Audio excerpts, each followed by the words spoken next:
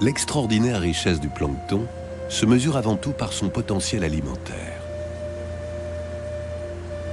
Dans les milieux aquatiques, le plancton est en effet à la base de la chaîne alimentaire marine. L'homme puise dans la mer plus de 20% de ses protéines. Les ressources marines naturelles diminuant chaque année, l'aquaculture, c'est-à-dire l'élevage de poissons, de mollusques ou de crustacés, prend de plus en plus d'ampleur. Or, la réussite de ces élevages est indissociable de la maîtrise de la culture du plancton, qui constitue donc un enjeu capital pour les fermes marines.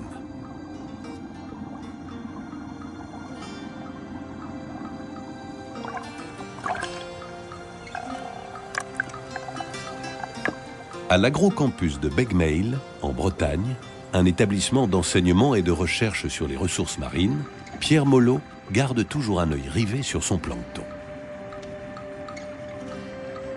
Quand on parle de plancton, il faut toujours préciser qu'il s'agit du plancton végétal ou du plancton animal. Le plancton végétal, les phytoplanctons, les diatomées, les chlorophycées, tout ça, sont des bons indicateurs de bonne santé du milieu. Et ils sont très fragiles, leur durée de vie est courte, et ils se reproduisent, ils se divisent. Et donc, du matin au soir, quand on fait des prélèvements, on peut avoir un certain type de phytoplancton le matin et un autre à midi et un autre le soir, au même endroit. Le zooplancton, le plancton animal, lui, il a une durée de vie de quelques jours, voire quelques semaines. Donc il s'installe un peu plus durablement. Donc c'est des indicateurs qui réagissent très rapidement à la qualité des eaux.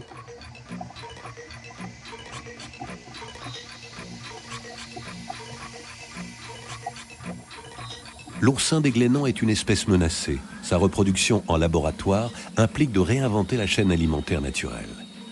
On parle souvent de chaîne alimentaire. On n'aime pas trop parce que nous, on préfère parler de réseau trophique. C'est-à-dire qu'on part d'une diatomée, par exemple, qui va nourrir un certain type de zooplancton permanent, qui nourrira un zooplancton temporaire, qui nourrira un juvénile de poisson, qui lui servira de nourriture fourrage à un poisson un peu plus gros, etc. Et c'est comme ça qu'on arrive à des thons, à des requins, tout en haut de la chaîne alimentaire. Mais en fait, c'est un réseau trophique.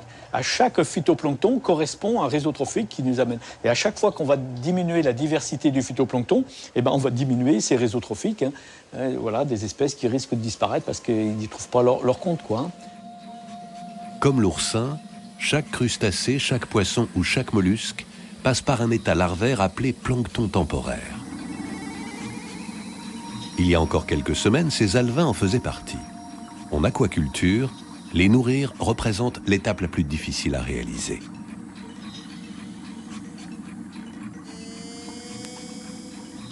Très vite, leur alimentation exige du plancton animal en quantité.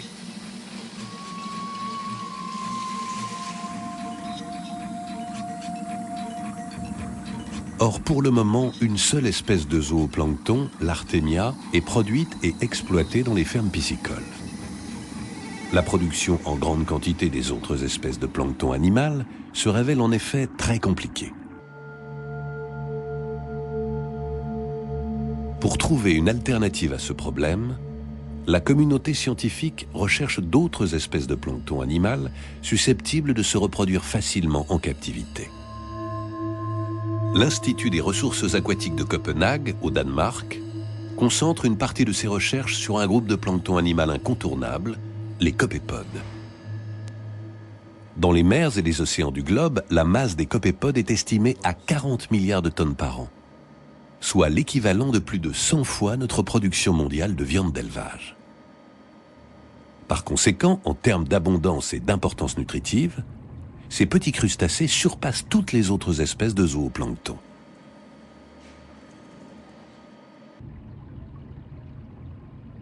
Thomas Kjørbe étudie les copépodes depuis près de 20 ans.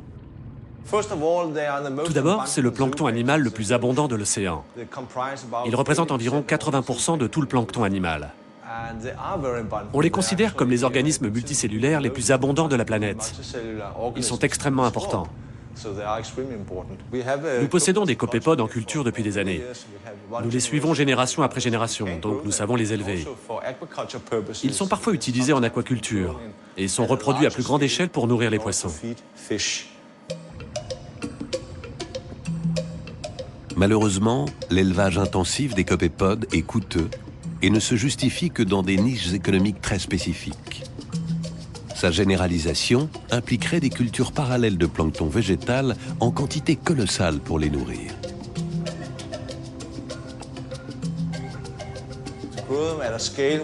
Je ne pense pas qu'il soit réaliste d'envisager de les élever à grande échelle comme source de protéines pour la consommation humaine.